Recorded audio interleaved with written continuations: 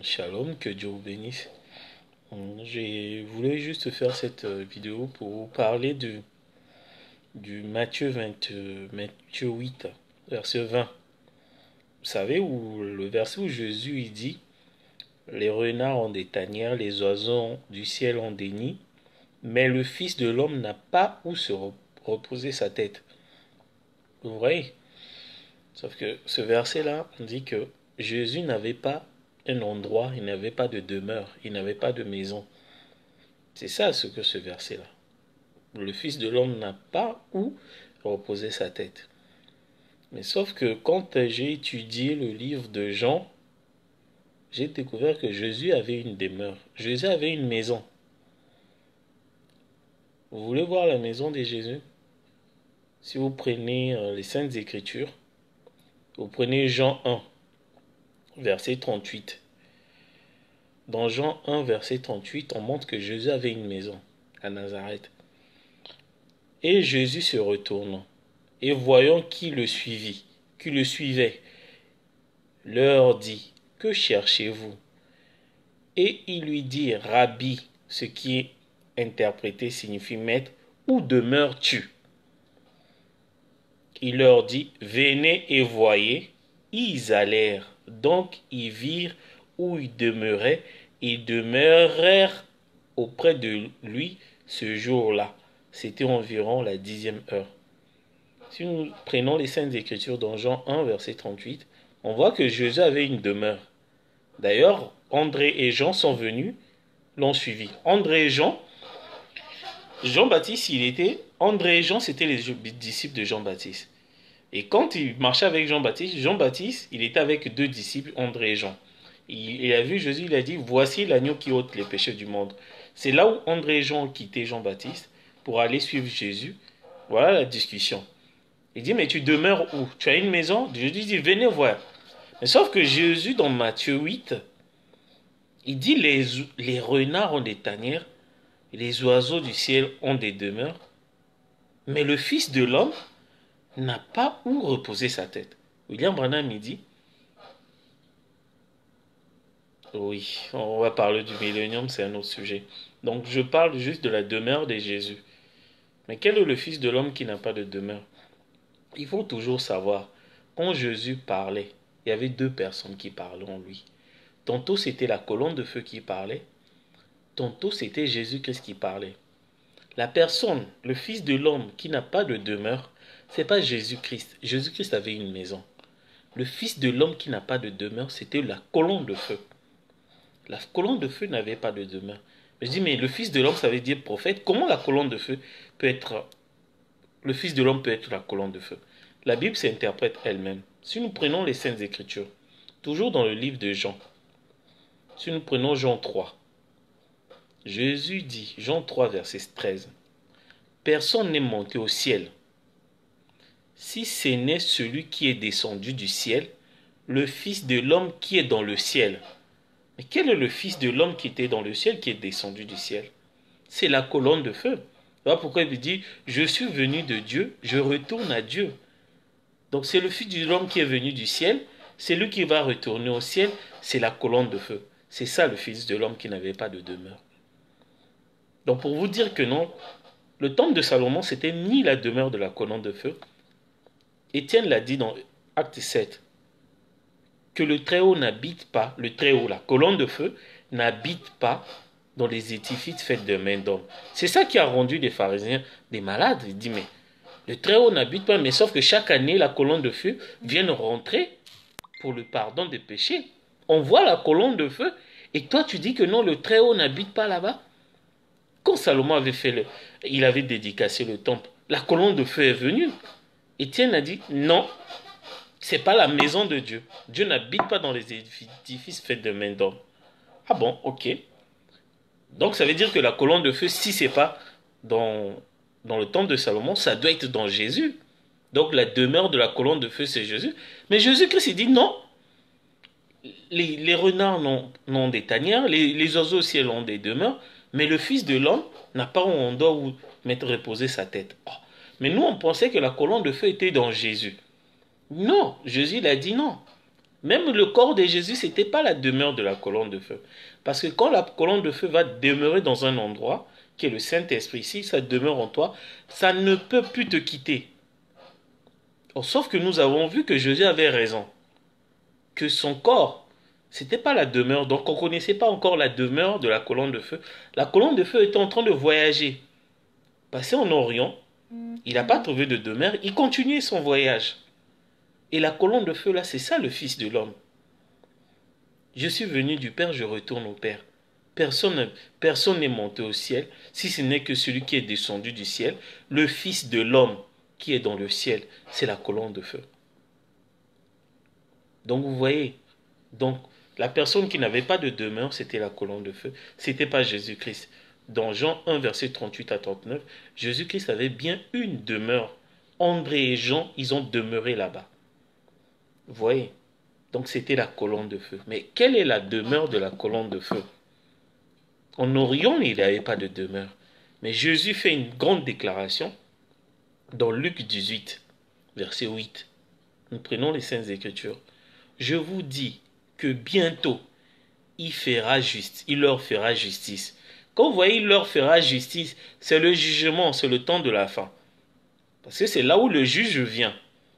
Mais quand le Fils de l'homme viendra, trouvera-t-il la foi sur la terre? Toujours la colonne de feu, comme elle est en train de voyager. Maintenant, la justice, quand il va venir faire la justice, c'est-à-dire qu'au temps de la fin, Jésus pose la question. C'est là où ça commence à être intéressant. Le Fils de l'homme, le même Fils de l'homme qui n'avait pas un endroit à reposer sa tête, et Jésus demande est-ce qu'il va trouver la foi? Il va trouver la foi. Mais c'est quoi la foi là? Or, maintenant la foi là, il y a deux définitions de la foi. D'abord là, William Branham, la foi c'est une personne. Donc, la colonne de feu avait trouvé demeure dans William Branham, parce que c'était lui la foi. Le fils de l'homme trouvera-t-il la foi? Donc il y aura un corps où la colonne de feu va se cacher. C'est ça sa première demeure. Et la colonne de feu était dans William Branham. J'ai gardé cette chose toute ma vie. La nuée, c'est la colonne de feu. Est sortie de la terre. C'était la colonne de feu, c'était William Branham. Donc voilà. Vous voyez? Donc le Fils de l'homme, c'est pas Jésus-Christ, qui n'avait pas un endroit où reposer sa tête. C'était la colonne de feu. Et c'est la même colonne de feu qui est venue au temps de la fin, était dans William Marion Branham. Donc William Branham et la colonne de feu, c'est la même chose. La lumière du Seigneur suit le Seigneur, c'est le Seigneur. Donc la colonne de feu, c'est William Branham. C'était lui le Fils de l'homme. Donc, parce qu'un verset peut avoir plusieurs sens. Si nous prenons toujours Luc 18, il demande, mais quand le Fils de l'homme, la colonne de feu, est-ce qu'il va trouver les gens qui vont le reconnaître, la révélation? Vous voyez, ce verset-là a deux sens. Est-ce qu'il va trouver un corps pour demeurer? Parce que la foi, c'est une personne avec une poitrine velue. Donc la colonne de feu sera dans cette personne-là.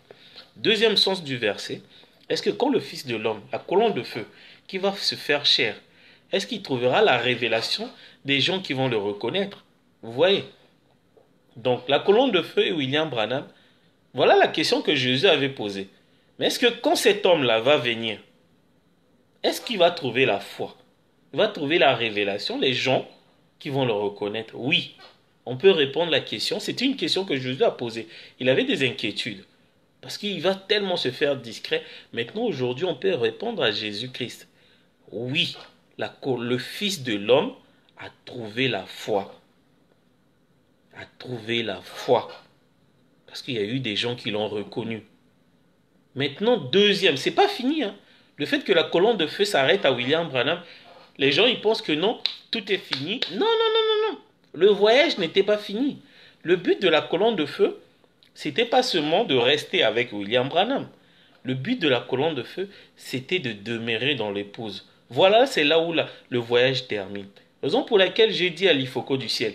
L'Ifoko du ciel, il a dit, Jésus-Christ, qui est la colonne de feu que Paul a rencontrée sur le chemin de Damas, c'est ça le Fils de l'homme. Il dit, il a terminé sa course dans William Marion Branham.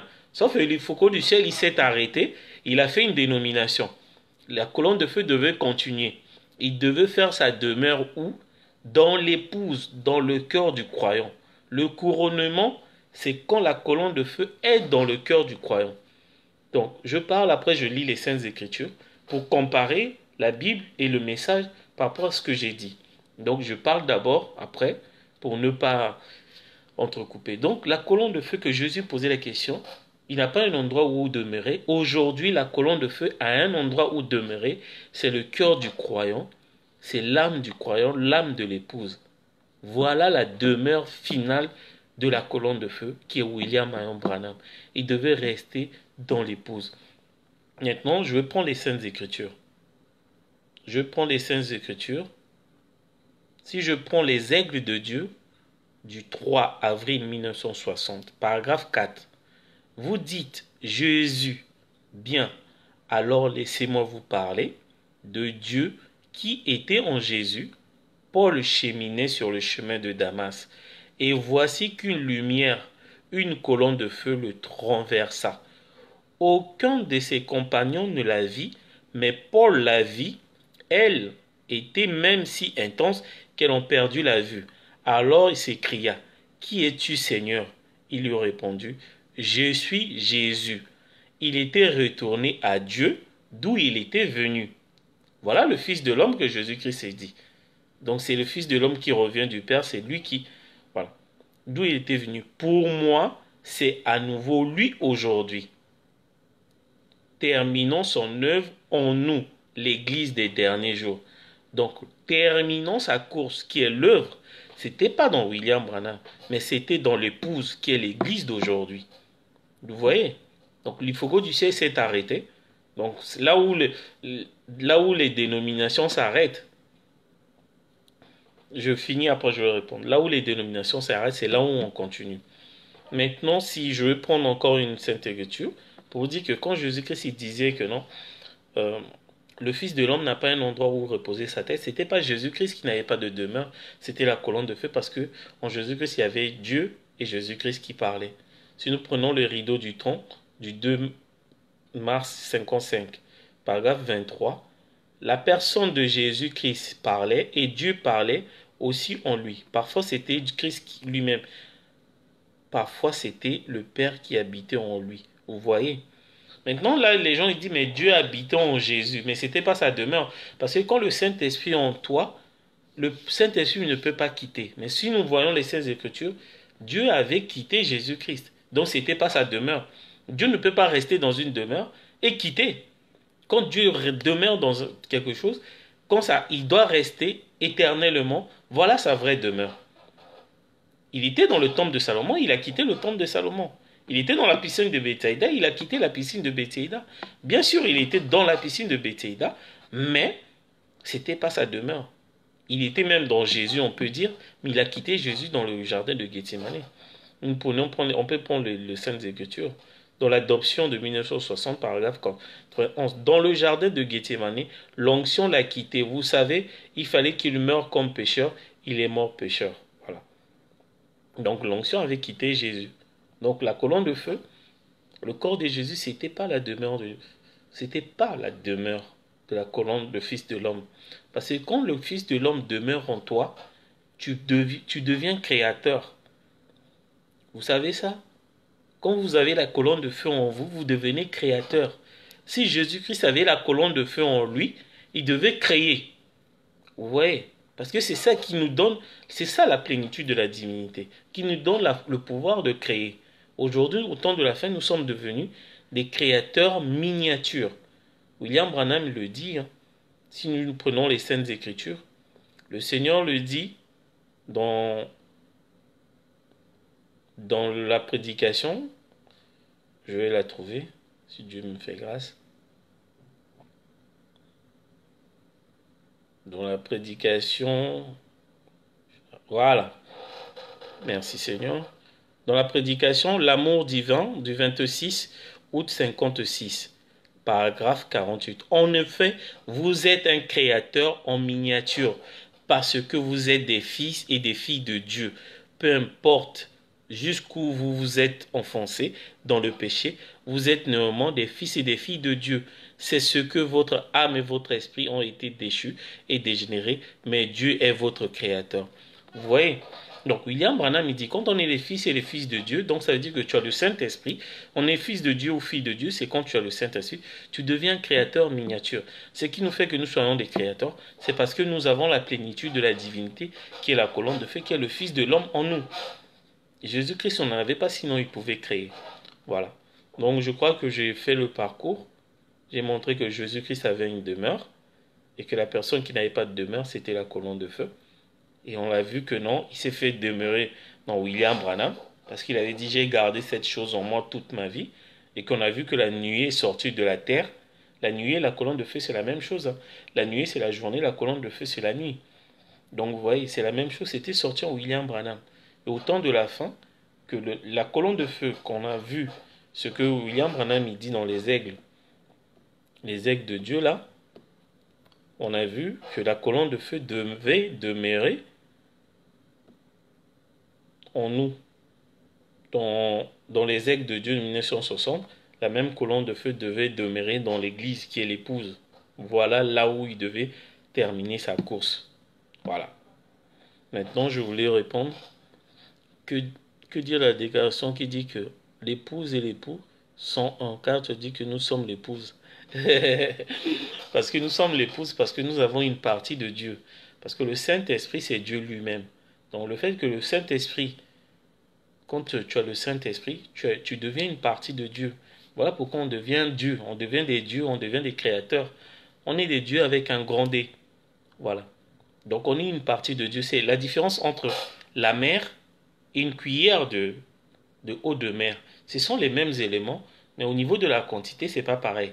La quantité, c'est Dieu, et nous, c'est une cuillère de mer, mais on a les mêmes ingrédients que la mer, les mêmes composantes. On peut créer.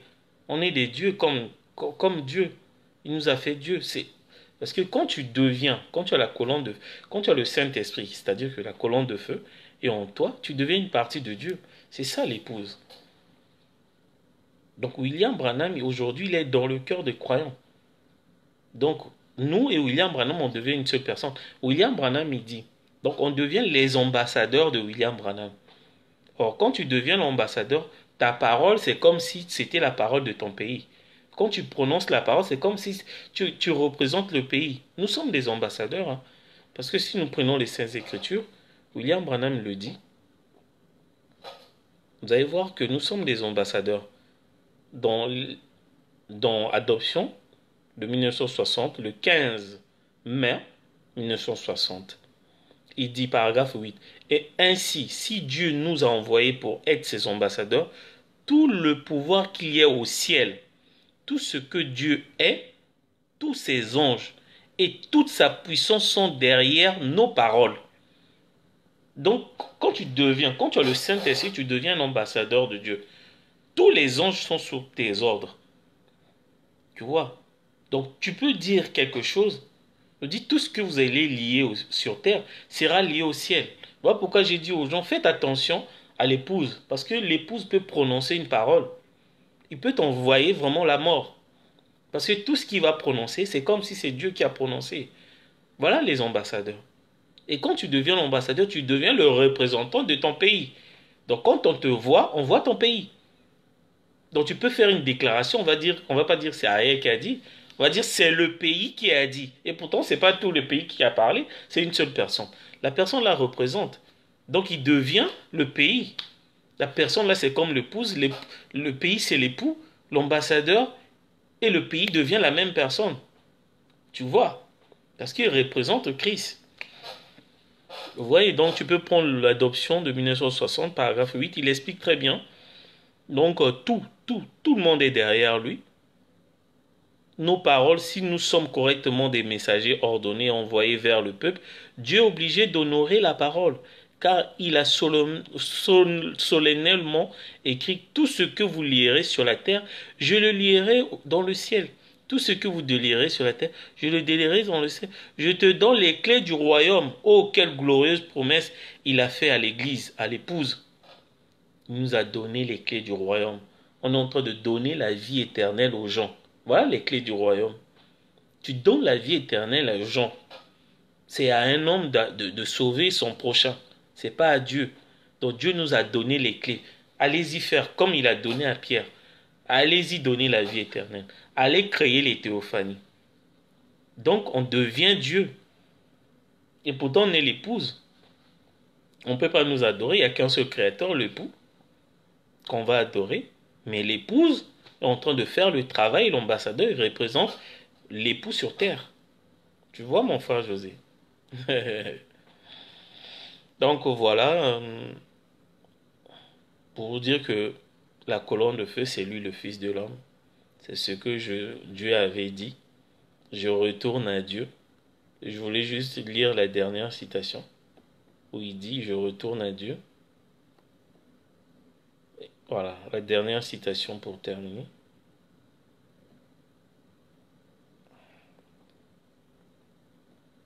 Et il dit, pour dire que la colonne de feu, alors, voilà. Donc Dieu dévoilé, il n'y a qu'un seul 1964, paragraphe 106. Quand il était sur terre, il a dit, je viens de Dieu, je retourne à Dieu. Par 107.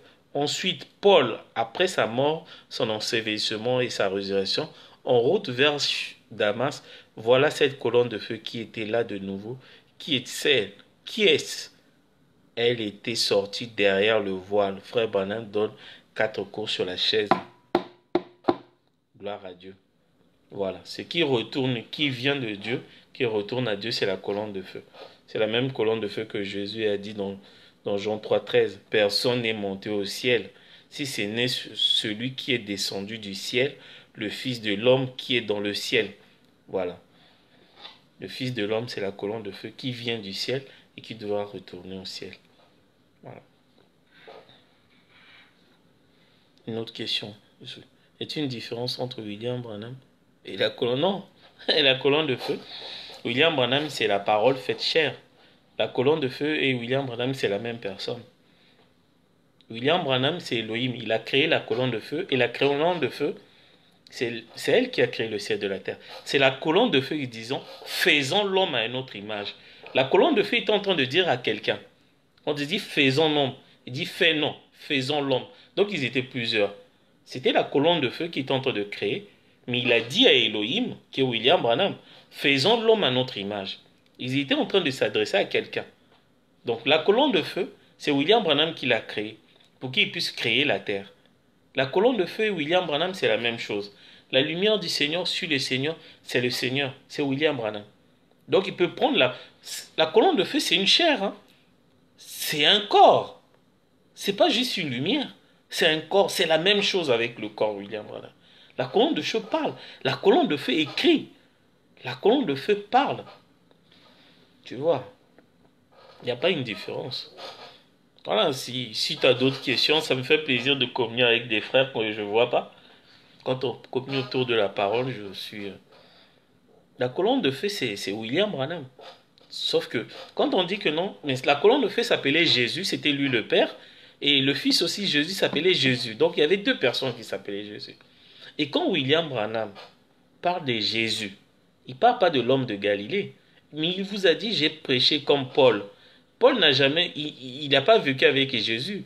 Le Jésus que Paul a vu, c'est le Jésus sur le chemin de Damas, la colonne de feu, qui avait dit, c'est Jésus que tu persécutes. Voilà le Jésus que Paul prêchait. C'est le même Jésus que William Branham prêchait. C'est le Jésus que William Branham adorait. Donc c'était lui-même. C'était le Père. C'était pas l'homme de Galilée. Hein. L'homme de Galilée, c'est la colonne de feu qu'il a fait Dieu. C'est la colonne de feu qui montrait les choses à Jésus, d'après Jean 5, verset 19. Et Jésus répétait, le Fils ne fait rien de lui-même, il fait ce que fait le Père. Le Père agit, le Fils agit. Le Père, c'est la colonne de feu. C'est lui qui montait. C'est ce que je vous ai dit. Personne n'a jamais vu le Père, sauf le Fils de l'homme qui est descendu du Père. C'est lui qui l'a fait connaître. Il parlait de la colonne de feu. C'est la même colonne de feu que Paul a vue dans le chemin de Damas. Et ce qui a changé, il y a eu un nom nouveau. C'est la colonne de feu qui a un nom nouveau. Mais Jésus-Christ de Galilée n'a jamais eu de nom nouveau. La personne qui a un nom nouveau, c'est le Père, qui est la colonne de feu. C'est Dieu lui-même. Si nous prenons Apocalypse 3:12, c'est le Père c'est Dieu, le Père qui a un nom nouveau. C'est pas Jésus-Christ, hein. Jésus-Christ, c'est pas lui le Père. Vous voyez? Il dit celui qui vaincra. Vous savez, un vainqueur, c'est qui? Celui qui a vaincu les églises. Quand tu arrives à sortir des églises, c'est ça un vainqueur. Parce que c'est là où le diable devait enfermer les gens dans les églises. C'était le piège du diable. Donc quand tu sors de ce piège-là, tu deviens vainqueur. Je ferai de lui une colonne dans le temple. Ouais. C'est-à-dire que le temple, c'est l'église du Dieu vivant. Nous sommes des colonnes. Dans l'épouse, nous sommes des colonnes. De mon Dieu, il n'en sortira plus. Voilà. Donc, quand tu es le temple, quand tu as le Saint-Esprit, pour avoir le Saint-Esprit, il faut être un vainqueur. Donc, tu quittes les églises, tu as le Saint-Esprit, tu ne peux plus sortir de l'épouse. Tu es scellé à tout jamais. À tout jamais. Il n'en sortira plus. J'écrirai, ça veut dire révéler, sur lui le nom de mon Dieu. Donc, il va te révéler le nom de son Dieu. Le nom de la vie de mon Dieu. Le nom de l'époux, la vie de mon Dieu qui descend de l'épouse, c'est William Marion Branham. Donc le nom de Dieu, le nom de la vie de Dieu, de la nouvelle Jérusalem qui descend du ciel, d'auprès de mon Dieu, est mon nom nouveau.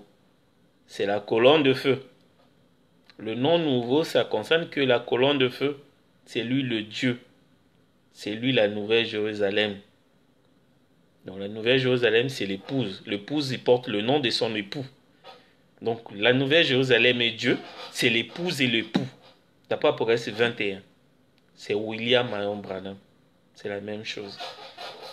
Voilà. Attends, j'ai pas fini ta question. Et si la colonne de feu n'a pas demeuré éternellement, alors pourquoi adorer William Branham, si tu peux m'expliquer? Non.